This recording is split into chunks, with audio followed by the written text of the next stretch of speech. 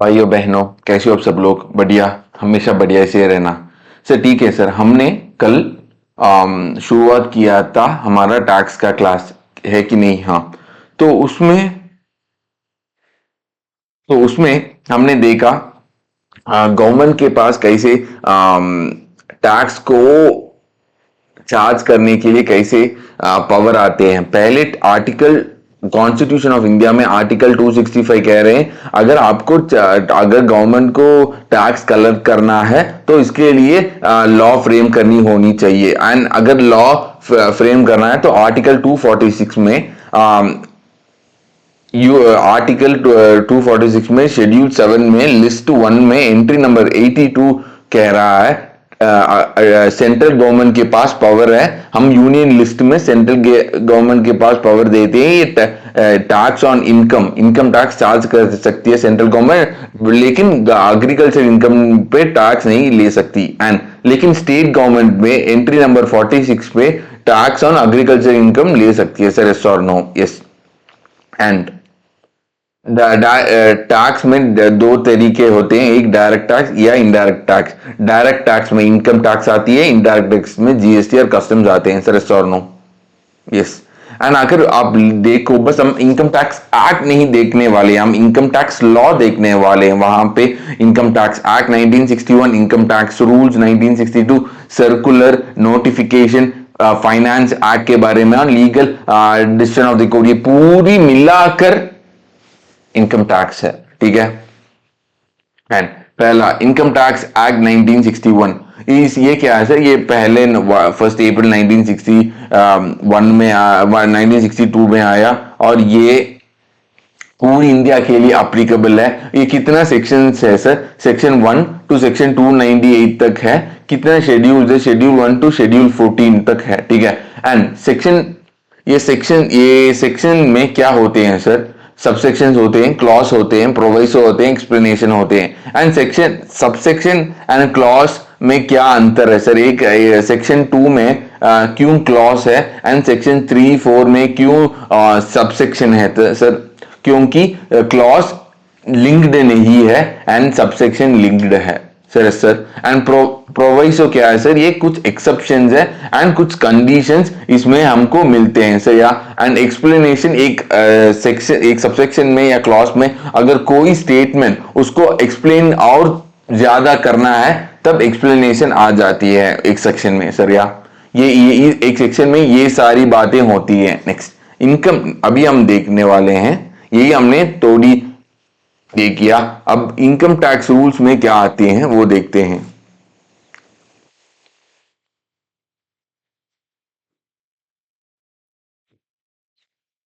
Sir income tax के लिए एक मिनिस्ट्री है sir, ministry of finance. Income tax के लिए एक मिनिस्ट्री है, मिनिस्ट्री ऑफ फाइनेंस। बहुत सारी मिनिस्ट्री है सर, मिनिस्ट्री ऑफ डिफेंस, जैसे बहुत सारी मिनिस्ट्री है। इनकम टैक्स के लिए मिनिस्ट्री ऑफ फाइनेंस है। ठीक है। एंड सीबीडीटी एम्पावर्ड है। सीबीडीटी इस मिनिस्ट्री में, ठीक है, सीबीडीटी के पास इस मिनिस्ट्री में सीबीडीटी एक बोर्ड है। ये बोर्ड क्या करती है? रूल्स। ये बोर्ड ही रूल्स फ्रेम करती है। सर क्या है सर रूल्स? सर मान लो, क्या बोलूं,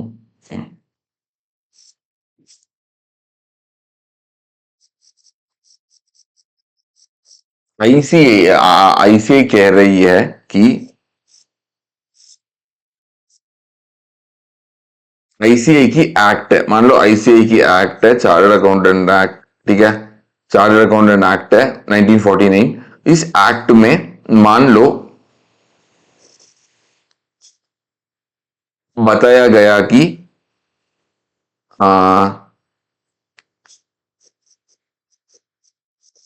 आर्टिकल आर्टिकल को स्टाइपेंड देना है। यहां आर्टिकल को स्टाइपेंड देना है ऐसा बता गया, ठीक है। एंड बट लेकिन कितना स्टाइपेंड देना है वो रूल्स में स्पेसिफिकली कह सकता है। कितना स्टाइफन दिया है वो एक कल जाकर एक रूल्स डालकर से कह सकता है सर। ये ऐसा नहीं है, बस एग्जांपल्स के लिए मैं डाल रहा हूं। तो एक लिंकेज सर यहां पर भी लिख सकता है। सर आपके एग्जांपल के लिए मैं ऐसा रूल्स है क्या, ऐसा नहीं है, बस एग्जांपल बहुत आसानी से स्टाइफन यहां पर ही लिख सकता है। लेकिन क्या यहां पे मेन इंपॉर्टेंट चीज है कि आर्टिकल को स्टाइफन देना है, वो रूल्स में लिख दी, आई मीन एक्ट में लिख दी। एंड रूल्स में अभी क्या लिख रहा है वो क्या स्टाइफन क्या है, पहली आर्टिकल क्या है, आर्टिकल अगर बिग फोर में है तो क्या हो सकता है, और आर्टिकल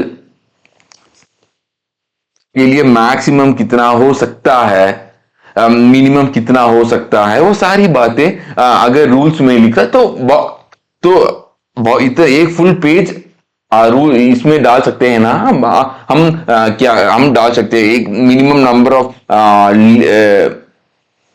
लीव कितनी होनी चाहिए एक वीक में या एक मंथ में, बहुत सारी बातें जब स्टाइपेंड में आती है यहां लिख सकते हैं सर, और नो। यस, ये एग्जाम्पल के लिए था। वैसे ही कल मान लो एक सर आपको डिप्रिसिएशन क्या है पता है, हम श्योर सारी भाई बहन को पता है। बिल्डिंग बिल्डिंग 2015 में कह रहा है बिल्डिंग का वैल्यू 1 करोड़, ठीक है। अभी 2024 में कह रहा है बिल्डिंग का वैल्यू 1 करोड़। आप ठीक आप हाँ मानोगे? नहीं, नहीं मानोगे है कि नहीं, क्यों? क्योंकि वैल्यू कम हुआ है क्या, क्योंकि बिल्डिंग का वैल्यू कम हुआ है। सर अगर लैंड का नहीं, मैं बात लैंड का बारे में बात नहीं कर, बिल्डिंग का वैल्यू क्यों वहां वहां क्रैक हो गया है, सारी बातें यस और नो। एक एक मशीनरी ले लो, एक मशीनरी ले लो, मशीनरी वैल्यू जो 2015 में 2024 में सेम होंगी नहीं। एक सर बेस्ट एग्जांपल कार ले लो, कार का वैल्यू सेम ही होता नहीं, वो भी डिप्रिशिएट होते हैं, वो भी कम होते हैं। तो वो कम के लिए कितना कम हो सकता है, उसके लिए परसेंटेज होंगे ना, ये डिप्रिसिएशन कितना। तो वो पर्टिकुलर बातें हम डिप्रिशिएट करते हैं एक्ट में कहते हैं, लेकिन डिप्रिसिएशन का रेट कितना होता है, रेट कितना होता है वो रूल्स में होते हैं। Next form income tax return. हम श्योर आप लोग सुनते हो आपका पापा का रिटर्न फाइल हुआ है क्या, इनकम टैक्स रिटर्न।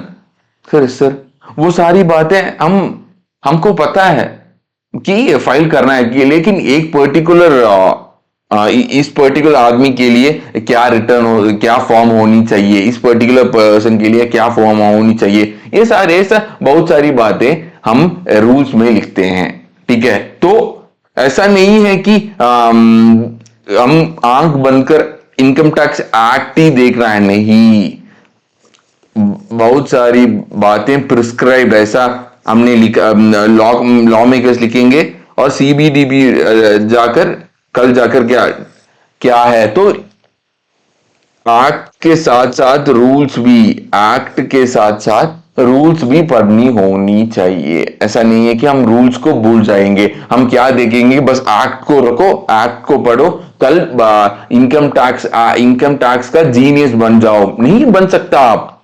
सर कल जाकर एक एक तो कल जाकर आप आईटीआर फाइल करने हो तो आप क्या करोगे, आपको प्रोविजन पता है सर, आपको बहुत सारी प्रोविजंस पता है, आपने कर दी, लेकिन आप कल जाकर रिटर्न फाइल करना है, आपको पता होनी चाहिए ना कि क्या फॉर्म मुझे फिल करनी चाहिए, तभी रिटर्न फाइल करोगे। Yes, exactly. तो आपको एक्ट के साथ साथ रिटर्न रूल्स भी पढ़नी होनी है, या मुश्किल है। सर मैं एक बात बोलूं, एक बात बोलूं, सर जो भी सर टफ है, ऐसा रो रहे हो, ऐसा रो रही हो, एक फाइलिंग के लिए, मान लो एक फाइलिंग के लिए आप बहुत कम चार्ज करना चाहते हो, 5,000 रुपये, 5,000 बस। सर प्लीज सर, एक पर्सन 5,000, कितने लोग आपकी आप नॉर्मल सिटी में रहते हो, कितने स्ट्रीट में कितने लोग होते हैं? मान लो आपके थोड़ा थोड़ा बड़ी स्ट्रीट है, तो मान लो से 100, कितना आते हैं अभी? 5 लाख रुपये। आपकी स्ट्रीट में 5 लाख रुपये आप चार्ज करते हो सारी, आप क्योंकि चार्टर्ड अकाउंटेंट बोर्ड लिखा, सारी लोग 5,000 रुपीज मेरा रिटर्न फाइल होगा, ठीक है। 5 लाख रुपए आपकी स्ट्रीट में कलेक्ट हो रहे हैं, क्यों? टफ ऐसे सर, टफ नहीं है सर, आप पढ़ लो, क्यों? आर्टिकल्स है, आर्टिकलशिप में, अभी भी आर्टिकलशिप ही बोलेंगे है ना, मुझे पता नहीं सर, क्योंकि मैं न्यू कोर्स में भी आर्टिकलशिप ही बोलेंगे ना, वहां आप लोग प्रैक्टिस भी करोगे कहीं से, तब बन जाओगे, ठीक है। तो रूल्स रूल्स क्या है? तो समय, from time to time, from time to time, ऐसा नहीं है कि ऐसा नहीं है कि ऑलरेडी बन गया तो बस ये एक बार नहीं, time to time. Centre CBDT क्या करती है? सीबीडी मतलब central board of direct tax, ठीक है। सीबीडीटी क्या करती है? वो रूल्स टाइम समय के समय चेंज करती है, ठीक है। एंड सिंपल सर, एक्ट कुछ बात कह रहा है, कल जाकर एक्ट कुछ बातें कह रहे हैं, रूल्स कुछ और बात कह रहा है, एक्ट के अगेंस्ट चल रहे हैं, सकता है क्या? बिल्कुल नहीं, बिल्कुल नहीं। वो एक्ट की इक्वल एक्ट के अगेंस्ट बिल्कुल नहीं जा सकती है। एक्ट कह रहे डेप्रिसिएशन लगाओ, रूल्स अगर कल जाकर डेप्रिसिएशन लगा नहीं सकता, ऐसा कह सकते हैं? बिल्कुल नहीं। सीबीडीटी कुछ ऐसा कुछ रूल्स नहीं बना सकता, एक्ट के अनुसार ही सीबीडीटी रूल्स बना सकती है, ठीक है। तो लॉ मेकर्स जब एक्ट बनाते हैं, सीबीडीटी कल जाकर अगेंस्ट नहीं बना सकता।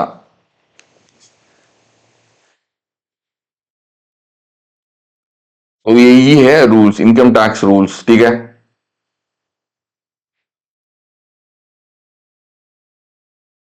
अब हम नोटिफिकेशन के बारे में देखते हैं।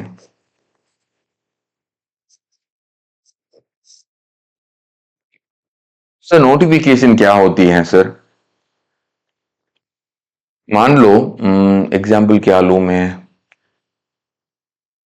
पहला, ये सेंट्रल गवर्नमेंट इशू करती है नोटिफिकेशन, सेंट्रल गवर्नमेंट इशू करती है, ठीक है। सीबीडीटी भी, एंड इसको एग्जाम्पल, ये बस नोटिफिकेशन सेंट्रल गवर्नमेंट इशू करती है, कल जाकर फॉर एग्जाम्पल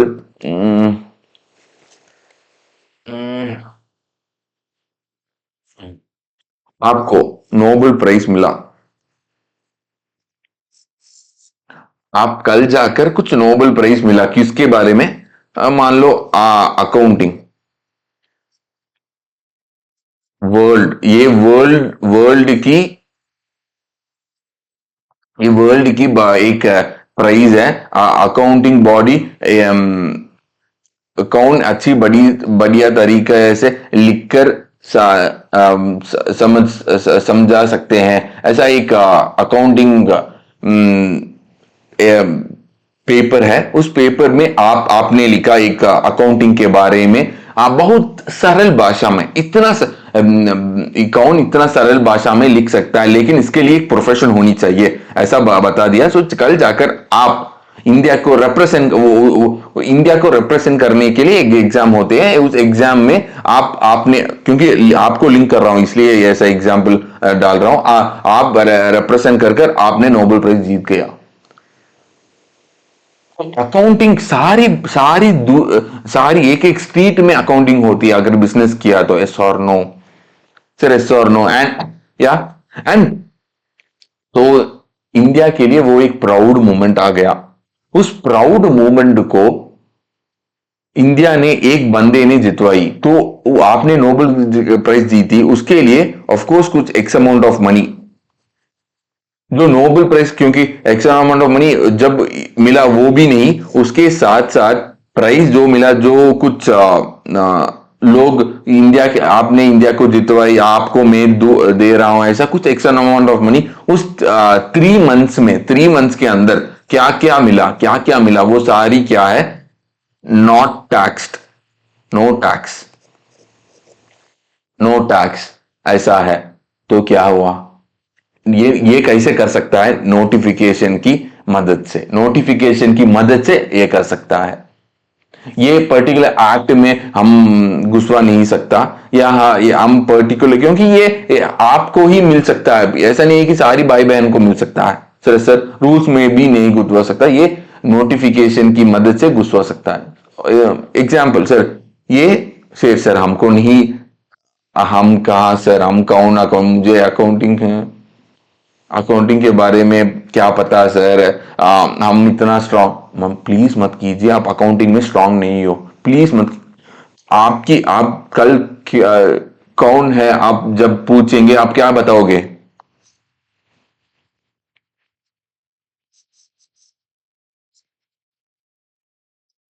चार अकाउंटेंट, अकाउंटेंट। प्लीज आप मत कीजिए कि सर, ऑफ कोर्स सर, आप एक एक दिन नया नया कुछ कुछ चीज पढ़ोगे। सर आपने 12th में अकाउंटिंग पे बहुत टाइम बिताई, आप सीए एंट्रेंस में आप बहुत सारी बातें बिताई, अगर आपने बीकॉम में भी बहुत टाइम बिताई, अब आप सीए इंटर आ रहे हो, अब अगर आपने इंटर क्लास लिया और भी आप बहुत सारी बातें, बहुत आप पढ़ते ही रहोगे, इंफॉर्मेशन लेते ही रहोगे, लेकिन कभी मत करना कि मैं वीक हूं, माइंडसेट उसको स्ट्रांग रखो। अभी से ओके सर, हम एक नॉर्मल एग्जांपल लेते हैं सर, नोबेल प्राइज के अगेंस्ट हम क्या, हम रख सकते हैं, सारी लोग ऑस्कर, ऑस्कर को देखते हैं, ऑस्कर अवार्ड जो ए आर रहमान को मिला, फिर किसको मिला सर इंडिया में, मुझे पता नहीं सर। हम एक और भी उसी साल जब ए आर रहमान को मिला, और भी लोगों को मिला, एंड गवर्नमेंट ने नोटिफिकेशन निकलवा ली क्या कि जो भी ऑस्कर मिलेगा, क्योंकि वो इंडिया को रिप्रेजेंट कर रहा है, इंडिया को अभी फेम बहुत मिल रहा है, ऑस्कर की कोई भी विनिंग को हम टैक्स नहीं करेंगे। बस एक एग्जाम्पल, टैक्स नहीं करेंगे, एग्जाम्पल है, कोई भी नोटिफिकेशन कल जाकर डाल सकता है, या कोई भी डाल सकता है, या फॉर एग्जाम्पल आपका रिटर्न जुलाई में फाइल होना है, आपका रिटर्न जुलाई में फाइल होना है, सर ये कभी नहीं होनी चाहिए, तो हम एग्जाम्पल के लिए, ओके सर, ओके सर, उस समय जो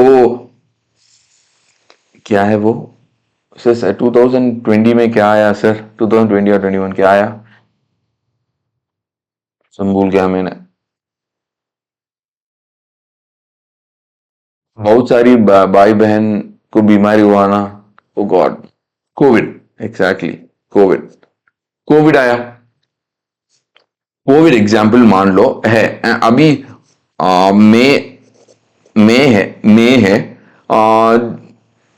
ओके एग्जाम्पल, अभी जून है, जून में और गवर्नमेंट को पता है ये अगस्त, गवर्नमेंट ने डिक्लेयर कर दी अगस्त तक लॉकडाउन, ऐसा गवर्नमेंट ने लॉकडाउन, मतलब कोई बाहर नहीं जा सकता, कोई काम, सारी दुकान बंद, सारी है, ये ऑलरेडी 1.5-2 मंथ्स तक है, अभी भी लॉकडाउन है, जुलाई लास्ट फाइलिंग डेट है, गवर्नमेंट जून में कह रहा है कि टैक्स फाइलिंग, आप एग्जाम्पल मान लो, आप नवंबर में कर सकते हो, नवंबर, यही गुस्सा है क्या, नवंबर में कर सकते हो, लेकिन गवर्नमेंट ने नोटिफिकेशन डाला, अब जुलाई में मत कीजिए, क्योंकि नवंबर में कीजिए, क्योंकि गवर्नमेंट को भी पैसा आनी चाहिए, तभी देश गवर्नमेंट रन कर सकती है। गवर्नमेंट ने कहा नहीं, जून नहीं चाहिए, अब नवंबर में कीजिए ऐसा। तो नोटिफिकेशन हम, एंड ये नोटिफिकेशन कैसा डिपार्टमेंट, इनकम टैक्स डिपार्टमेंट को भी बाइंडिंग है। ऐसा नहीं कि इनकम टैक्स डिपार्टमेंट बहुत बुजुर्ग, नहीं नहीं, ये जुलाई में भी फाइल होनी चाहिए, नहीं कह सकता। नोटिफिकेशन इनकम टैक्स डिपार्टमेंट को भी अप्लीकेबल है, एंड जो भी टैक्स पेयर्स है इनको इन लोगों को लिए भी अप्लीकेबल है, ठीक है। ये सेंट्रल गवर्नमेंट इशू करती है।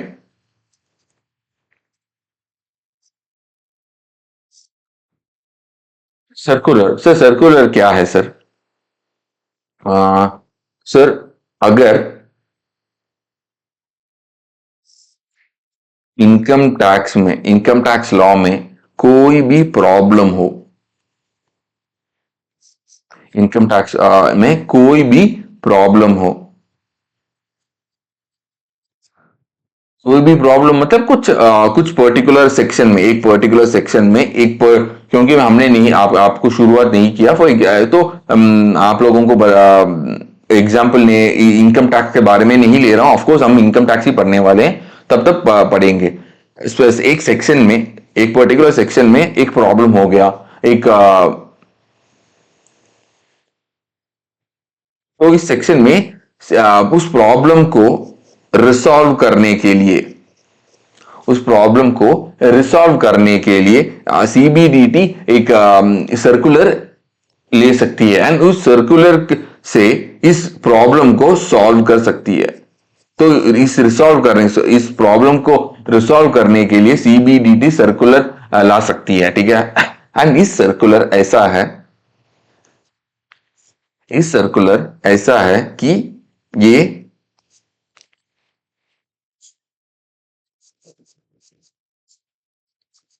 इनकम टैक्स डिपार्टमेंट को अप्लीकेबल है, लेकिन टैक्स पेयर जो हम हैं, हम टैक्स पे करते हैं ना, हमको नहीं, हमको ये अप्लीकेबल नहीं है। हम इस पर्टिकुलर सीबीडीटी जो सर्कुलर लेकर आए हैं, हम उसको हम देख सकते हैं, हमको फायदा है कि हम देकर ओके ठीक है, हम भी ये मानते हैं, ऐसा भी कह सकते हैं। या हम टैक्स पेयर, हम सर्कुलर देखते नहीं नहीं, ये फायदा नहीं है, हम नहीं मानेंगे। अगर इनकम टैक्स डिपार्टमेंट इसको दबाव डाल रहे हैं, को हम केस भी फाइल कर सकते हैं, ठीक है। क्योंकि सर्कुलर हमारे लिए बाइंडिंग नहीं है, इनकम टैक्स डिपार्टमेंट के लिए बाइंडिंग है। Sir, sir, next.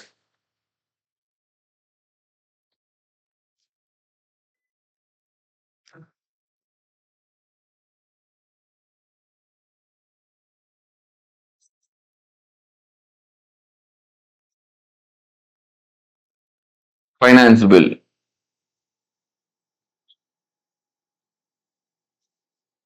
Finance bill, अभी अभी जो बजट आया, आज अभी जो बजट आया उसके बारे में हम नहीं देखने वाले हैं, क्योंकि हम बस कह रहे हैं one of the worst budget, इस बार का budget one of the worst budget वो है। इस बार का बजट वर्स्ट बजट है, और इसका का बजट का और भी एक आप लोगों को ये नहीं पता होगा, एक बात बताऊं।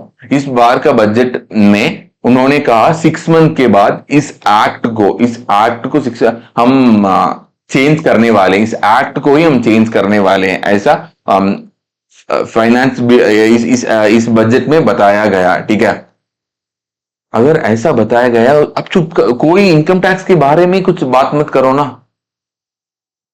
क्यों बात कर रही हो? 30 मिनट्स का जो टाइम पीरियड है वो सेव कर सकता है निर्मला सीतारामन को, मैडम जी को। एंड निर्मला सीतारामन जी एक बहुत बढ़िया एक स्टेटमेंट बोला था कि आपने क्यों इंडेक्सेशन को हटवाया, क्योंकि आपने and long term capital gain को कम करवा कर 12.5% करवा कर आपने इंडेक्सेशन को बताया तो निर्मला सीतारामन कह रही है कि हम उन लोगों को बहुत हम उन लोगों को आसान कर दिया, आसान नहीं, आप जब पढ़ोगे, अब जब हम कैपिटल गेन्स में उसके बारे में देखेंगे तब आपको पता चलेगा इंडेक्सेशन रिमूव कर कर बहुत सारी भाई बहन उसको खुश नहीं है, इंडेक्सेशन रिमूव कर कर। सर एक इंडेक्सेशन बात ही है ना सर, तो जो हुआ अच्छा नहीं हुआ बस। तो finance minister,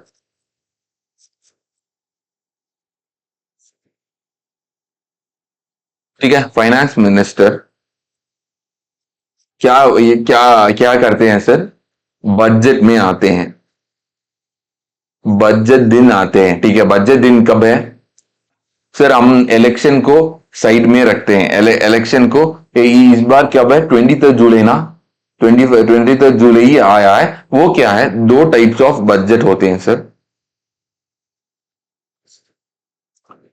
no election and election. अगर उस साल इलेक्शन होकर एक प्राइम मिनिस्टर को, एक गवर्नमेंट को हम चुनते हैं, तब दो बजट मीटिंग होते हैं, एक तो 1 फरवरी को और इस बार 23 जुलाई को हुआ है सर, सर यस। लेकिन कोई नो इलेक्शन है को, बस एक ही 1 फरवरी को इलेक्शन, 1 फरवरी को बजट मीटिंग होती है सर, यस ऐसा। एंड इस बजट मीटिंग में बहुत, अगर आप मीडिया में देखोगे, बस इनकम टैक्स के बारे में ही बहुत सारी बातें हैं, नहीं, आपकी एजुकेशन के बारे में कितना हम बजट लगवाते हैं, डिफेंस में कितना बजट लगवा, बहुत सारी इंफ्रास्ट्रक्चर में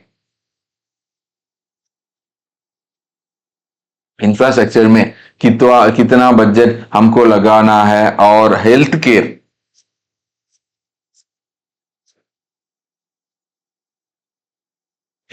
में कितना बजट, इस बार 7%, इस बार एजुकेशन में 7% कम किया है, डिफेंस में कम किया, ऑफ कोर्स इंफ्रास्ट्रक्चर इसमें बहुत बढ़िया किया है। एंड आप लोग बताइए, आप लोग देखकर बता, आप लोग सर्च कर बताइए, अगर मैंने बताया तो इसमें क्या कुछ नहीं है, क्योंकि आप लोग सोचिए किस वजह से इन दो स्टेट्स में इन लोगों को बहुत बढ़िया बजट मिला है।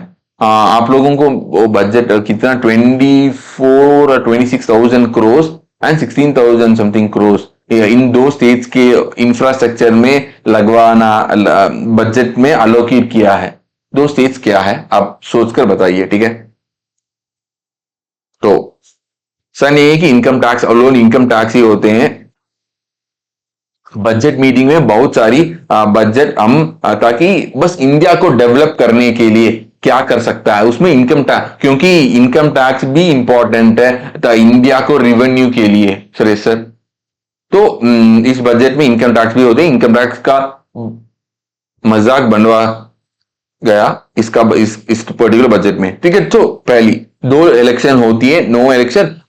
सर मैं प्लीज आप मत सोचे कि मैं मोदी की फेवर में हूं, मोदी की अगेंस्ट, मुझे एक गवर्नमेंट जो हम मानते हैं, एक ही गवर्नमेंट है, आज आप किसको भी मानो एक ही गवर्नमेंट है, सारी गवर्नमेंट हम हाँ, हम इंसान को, हमारे पीपल को हेल्प करना है, वो ही है सर। ऐसा है कि अगर मैं टैक्स पे कर रहा हूं क्योंकि मुझे इनकम टैक्स का नॉलेज है, मुझे टैक्स पे करने से खुशी नहीं होती है, ठीक है। तो इसलिए बजट हमारा फायदे के लिए होनी चाहिए। एंड इस बार सर प्रॉब्लम ये है कि हम 20% 30% टैक्स पे कर कर फायदे क्या है, ऐसा ही मुझे हमेशा लग रहा है, फायदे क्या है। अब इस बार का बजट वो भी कैपिटल गेन में टच कर कर जो किया है बहुत गलत है। टैक्स कैपिटल गेन का जो इनकम टैक्स इस बार आया, तो कैपिटल गेन क्या है सर, हम देखते हैं क्या, जो स्टॉक स्टॉक के लिए अगर आपको प्रॉफिट आई मीन आप शेयर्स आप सेल करोगे ना स्टॉक मार्केट में, आप इस बार अभी से स्टॉक मार्केट का ट्रेडिंग का होना कम हो इस साल से हो कम हो जाएगा। क्यों? आप देखोगे टैक्स टैक्स बढ़ा दी।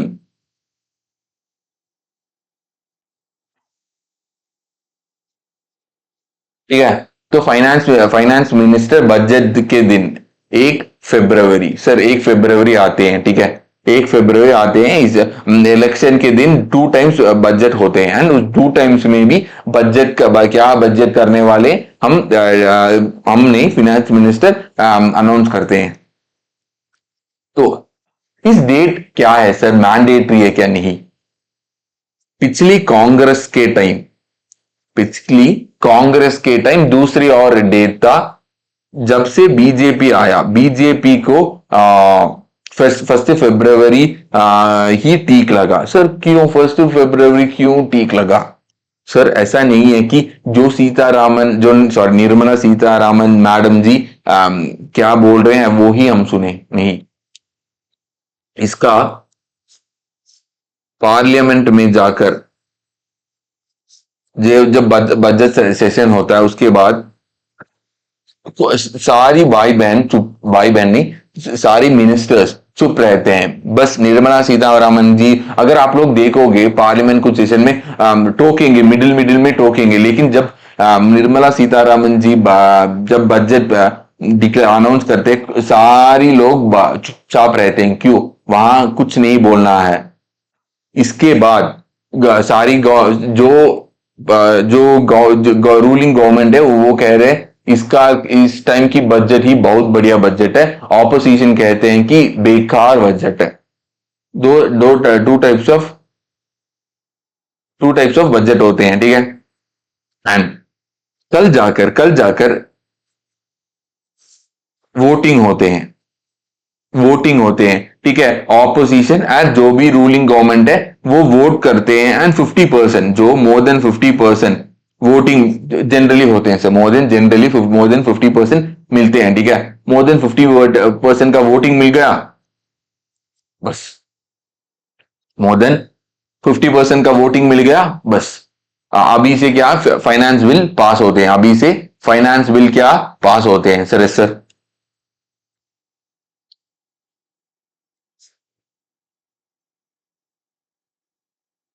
तो 1 फरवरी बात करते हैं। First example sir, Lok Sabha Rajya Sabha 24 मार्च, 29 मार्च, 24 मार्च में लोकसभा में वो वोटिंग कर दी, 29 मार्च में राज्यसभा में वोटिंग कर दी, फिर प्रेसिडेंट 31 मार्च 2023। इस बार क्योंकि क्यों सर आप 2024 के बजट में बात नहीं कर रहे हो? पहला जो 1 फरवरी 2024 के बजट में इनकम टैक्स के बारे में कुछ नहीं बात किया। इसका इस टाइम अभी बात किया है। उन्होंने प्रेसिडेंट का कंसेंट जारी करना है, वो डेट नहीं अभी उन्होंने नहीं किया क्योंकि मार्च क्योंकि नहीं आया, तो उसके बारे में नहीं बात नहीं कर रहा हूं, ठीक है, उस डेट के बारे में। तो इस डेट में आया तो जो फाइनेंस जो ऑन 1 फरवरी जो बजट में बात कर रहे हैं, इसे हम फाइनेंस बिल कहते हैं, फाइनेंस बिल। फिर इन लोग का कंसेंट मिल गया, तब भी ये फाइनेंस एक्ट होते हैं, तभी वो क्या होते हैं? फाइनेंस एक्ट हो जाता है, तभी वो फाइनेंस एक्ट हो जाता है सर। फाइनेंस एक्ट हो गया तो इनकम टैक्स इनकम टैक्स की एक्ट में इस फाइनेंस एक्ट को भी इंक्लूड कर दो। जो भी चेंज हुआ, एग्जाम्पल इस बार अर्लियर क्या है, 3 लाख टू 6 लाख 5%, 6 लाख टू 9 लाख 10% था, ठीक है। अर्लियर ऐसा रेट था। अभी 3 लाख टू 7 लाख 5%, 7 लाख टू 10 लाख 10%, ऐसा हुआ है। अभी से हम ऐसा नहीं कि इनकम टैक्स एक्ट पढ़ना है, इस जो फाइनेंस एक्ट में जो वो हम भूल जाएंगे नहीं। हम इनकम टैक्स के साथ साथ ये फाइनेंस एक्ट भी देखेंगे। तो कल आप जब सीए ऑफिस में आर्टिकल के लिए बाद देखोगे, तब 1 फरवरी आपका प्रिंसिपल, आपका आप जिससे का जो आपका फर्म का प्रिंसिपल होंगे ना, वो 1 फरवरी दिन काम नहीं करेंगे। वो 11 o'clock, बजट 11 o'clock शुरू होता है, उस समय वो बात उनका माइक बोलेगा, आपको बोलेगा आसपास भी मत आना, मुझे सुनना है बजट, ठीक है, ऐसा बोलते हैं। क्यों? क्यों सर? वो बाद में भी सुन सकता है ना। सर कल आपने सीए बन गया, तो बजट आ गया, आपका फैमिली मेंबर्स नहीं पूछेंगे बजट में क्या हुआ, क्या हुआ बताइए। वैसे ही प्रिंसिपल वो मैंने पूछा सर, वो बाद में भी मेरा प्रिंसिपल से पूछा, मेरे प्रिंसिपल में मैंने पूछा, प्रिंसिपल कहते पहला नॉलेज, उन्होंने वो कहा। सेकंड, अगर अगर इमीडिएटली उसके बाद मुझे फोन कॉल्स, इतना फोन कॉल्स आते हैं, पूछते हैं सर क्या ऐसा है, क्या ऐसा इनकम टैक्स में क्या हुआ, इनकम टैक्स के बारे में बहुत सारी बार, ऐसा नहीं कि इनकम टैक्स के बारे में, वो बजट के बारे में पूछते हैं। और ठीक है, तो फाइनेंस बिल में जो भी इनकम टैक्स का अमेंडमेंट है, वो सारी आप लोगों को देखना है। बस इनकम टैक्स एक्ट नहीं देखना, इनकम टैक्स लॉ में फाइनेंस एक्ट भी है, फाइनेंस एक्ट भी है, ठीक है। अभी हम एक देखते हैं उसमें, मुझे अभी एक बात,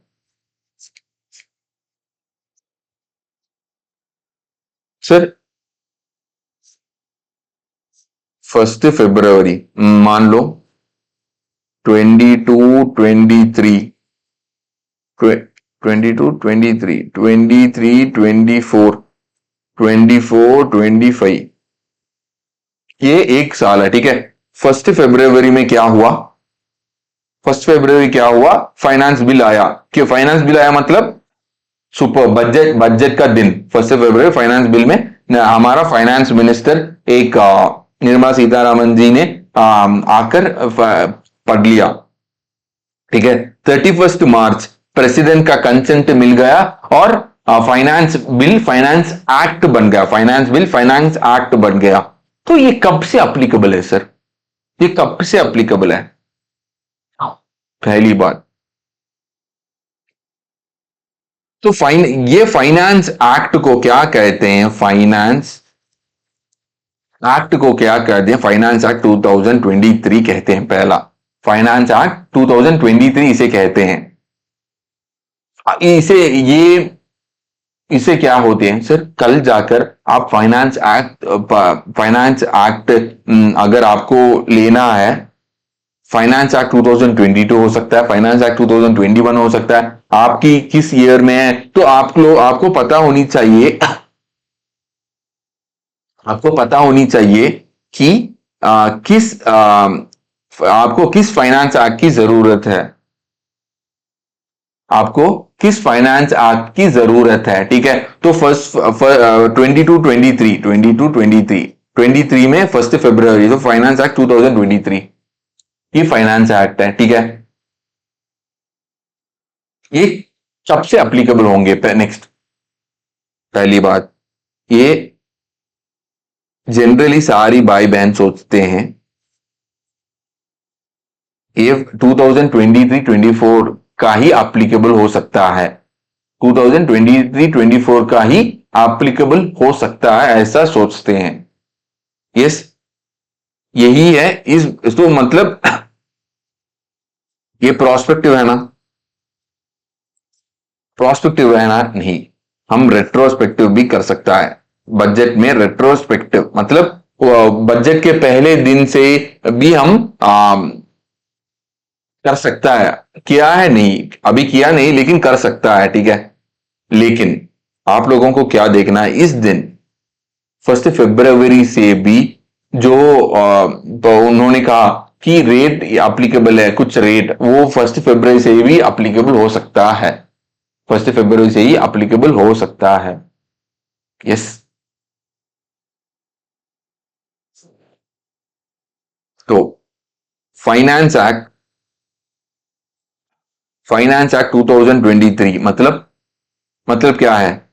जो first April 2020 generally first April 2023 to 31 March 2024 का क्या जनरली क्या होती है? हम अगर अगर फर्स्ट फरवरी टू या फर्स्ट फरवरी टू 31 मार्च है तो है, लेकिन कुछ डेट के बारे में फर्स्ट फरवरी ऐसा अप्लीकेबल कुछ बात नहीं किया है, तब जनरली क्या होते हैं? First February 2023 to 31 March 2024। ये क्या है? इसे क्या इस ईयर को क्या हम बताते हैं? दो टाइप्स ऑफ ईयर्स है, एक कैलेंडर ईयर, एक फाइनेंशियल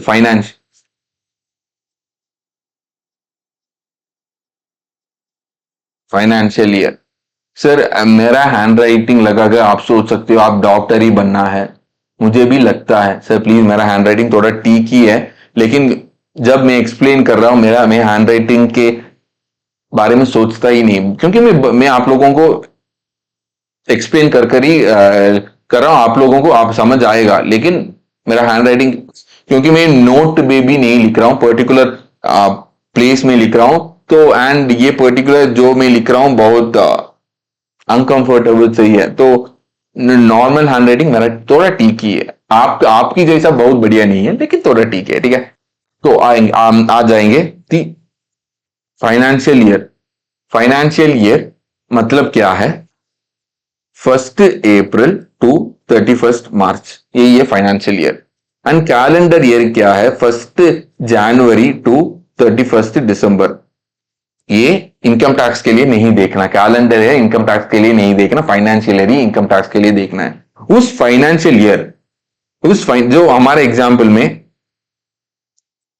23-24 जो फाइनेंस एक्ट 2023 का है, फाइनेंस एक्ट 2023 का है, तो ये इस फाइनेंशियल ईयर के लिए अप्लीकेबल है, 23-24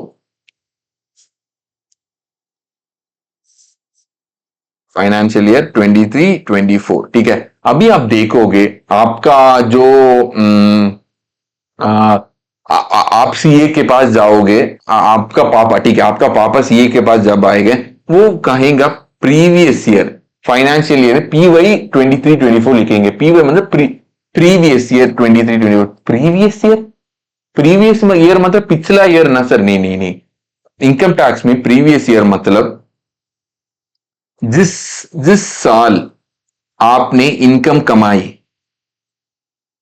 इनकम टैक्स में जिस साल आपने इनकम कमाई, उसके बारे में हम थोड़ा बाद में भी देखेंगे, हम अभी आपके शॉर्ट एंड स्वीट के लिए आप लोगों को मैं बता रहा हूं, थोड़ा और टाइम स्पेंड करूंगा मैं प्रीवियस ईयर के बारे में। प्रीवियस ईयर में उस साल जिस साल में आपने इनकम कमाया, उस इनकम के लिए जो कमाया टैक्स लग रहा है ना, उस साल में जो कमाया उसके लिए टैक्स लग रहा है ना, वही है प्रीवियस ईयर, वो ये previous year. For example first April to 31 March, first April to 31 March आप लोग कमा रहे हो ना, उस कमाई उसका जितना कमा रहे हो उसका उसका उस साल मतलब फाइनेंशियल ईयर में कितना इनकम कमा रहे हो उसका टैक्स लगेगा, यस और no. For example first April 2023 से 31 मार्च 2024 आपने कमाया कितना? लेट्स से सर आप कमा रहे हो 20 लाख, आपने सीए होकर 20 लाख आपको सैलरी मिल गया उस साल में, ठीक है, उसका टैक्स डालोगे, यस, ये उस वो टैक्स मतलब प्रीवियस ईयर 23-24 में हमको टैक्स मिला है, उसका मीनिंग यही है, प्रीवियस ईयर मतलब पिछला ईयर मत समझिए। नेक्स्ट क्या है? ये 24-25 क्या है? असेसमेंट ईयर हम बोलते हैं, असेसमेंट ईयर मतलब सर आप कब टैक्स कैलकुलेशन करोगे?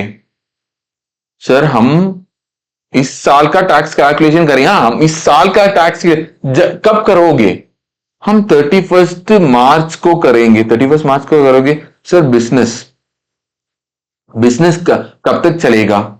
Sir till 12 midnight, till 12 midnight, मतलब 1 अप्रैल 2025 का 12 o'clock तक चलेगा ना। तब कैसे आप 31 मार्च को ही आप कैलकुलेट कर सकते हो? उसमें अगर आप 31 मार्च 11 PM में एक आपने कर दी, लेकिन 11:30 में एक ट्रांसैक्शन आ गया तो मतलब आप pitch next day, at least next day 1 अप्रैल 2024 को ही आप करोगे ना। ये कब, किस फाइनेंशियल ईयर में आ रहा है? Financial year 24-25। Sir yes sir. कब आप कैलकुलेशन करोगे?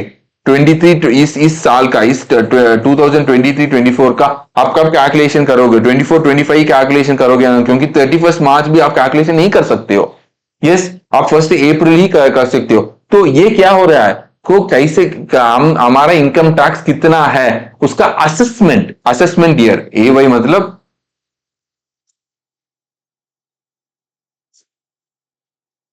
असेसमेंट ईयर क्या है वो, हम वो ही असेसमेंट ईयर।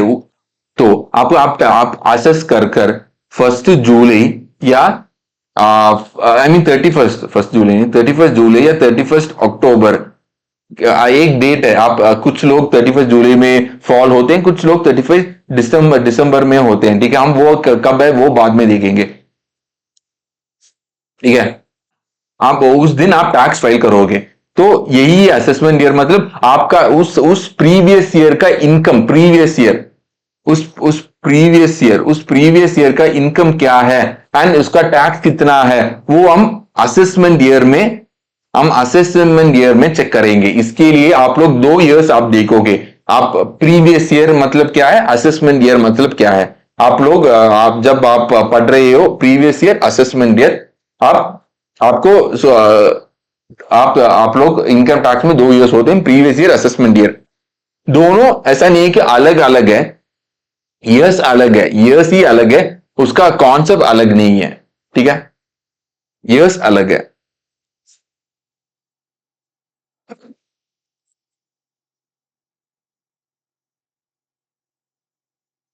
तो इसको रब कर हमने देखा फाइनेंस बिल। 1 फरवरी फाइनेंस मिनिस्टर बजट में आकर पढ़ते हैं, उसे हम क्या कहते हैं, फाइनेंस बिल कहते हैं। उसके बाद इन लोग आकर एक्सेप्ट करते हैं, कंसेंट देते हैं, प्रेसिडेंट कंसेंट दिया, तब फाइनेंस एक्ट बन गई। फाइनेंस एक्ट के बाद वो फाइनेंस, तब इनकम टैक्स के साथ साथ फाइनेंस एक्ट को भी हम पढ़नी चाहिए, सिर्फ और नो। यस, एंड ये मान लो फाइनेंस फाइनेंस एक्ट 2023, मतलब ये जनरली कब से अप्लीकेबल है, कुछ डेट नहीं बोला गया, तो 23-24 के लिए अप्लीकेबल है। सर यस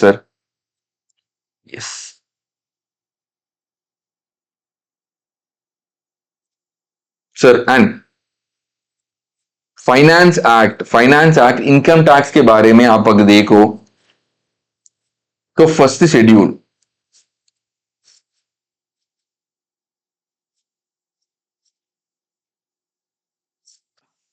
शेड्यूल में उन लोगों ने क्या टैक्स रेट है और इसका टीडीएस कितना डिडक्ट करना है, इसका टीडीएस कितना डिडक्ट करना है, और एग्रीकल्चरल इनकम का कंप्यूटेशन क्या है, वो सारी बात ये फर्स्ट शेड्यूल में होते हैं। ठीक है, सो क्या है वो हम देखते हैं, टैक्स रेट क्या है वो सारी बात हम देखते हैं। ठीक है, आप लोगों को बस ये पता होनी चाहिए।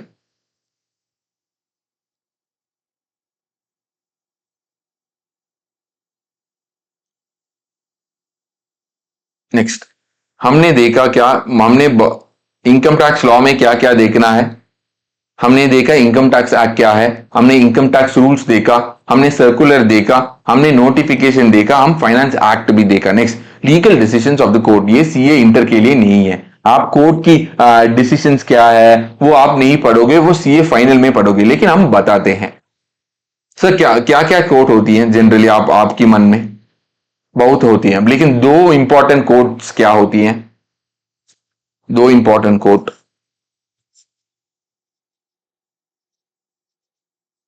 एक हाई कोर्ट और एक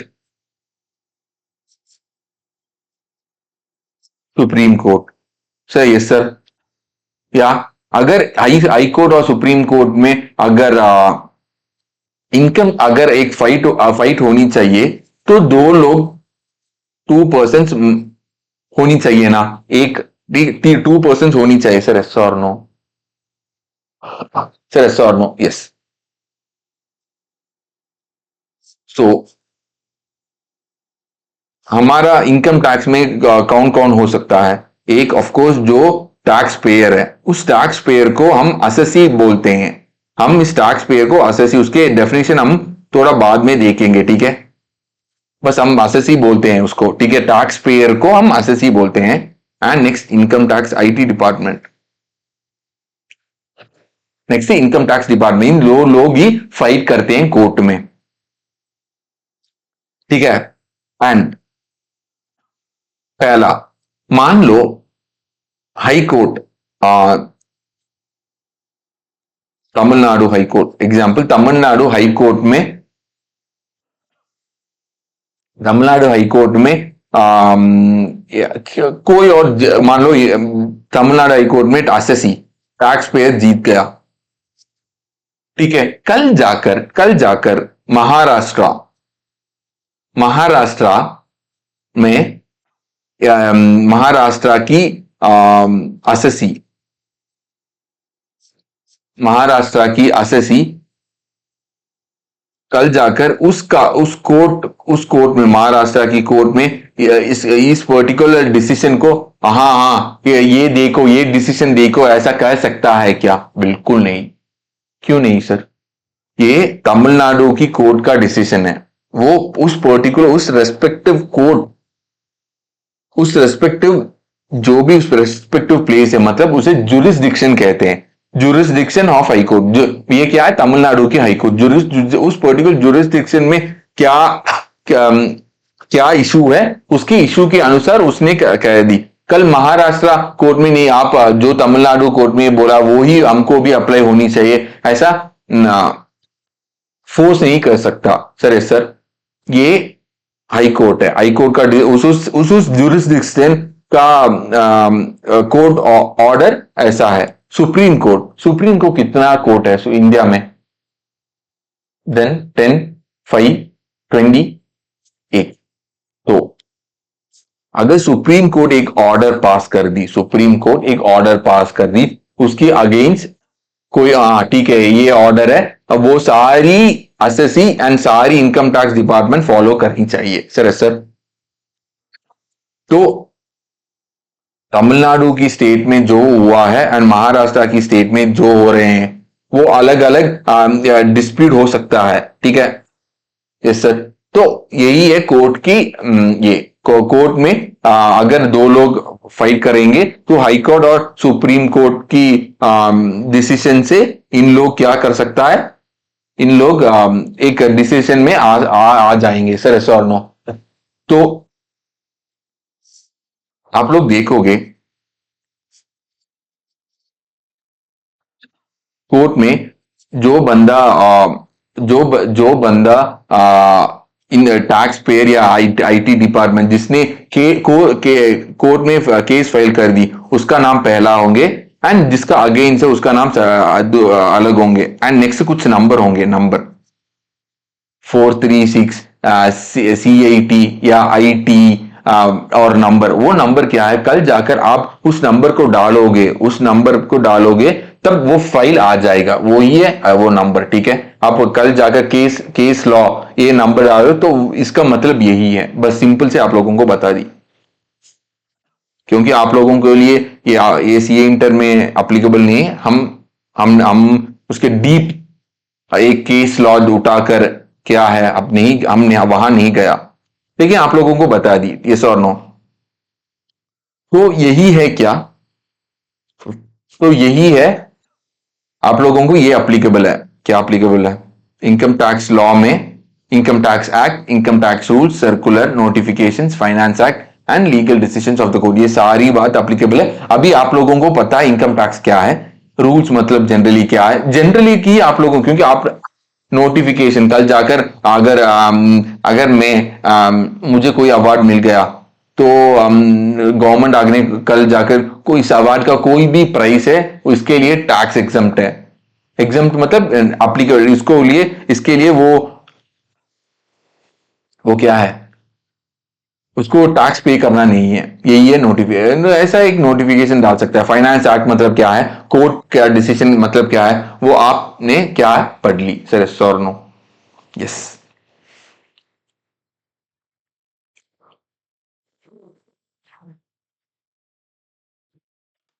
ओके, तो आई एम श्योर आप लोगों को क्लास पसंद आया, एंड आप लोग जो गाजा है उन लोगों को मदद कर कर, बस आप लोग मुझे भी बता दीजिए आप लोगों ने कुछ मदद किया है क्या, प्लीज सब्सक्राइब कीजिए चैनल को, और एंड इस एफर्ट को अप्रिशिएट कीजिए through comments. Yes, thank you.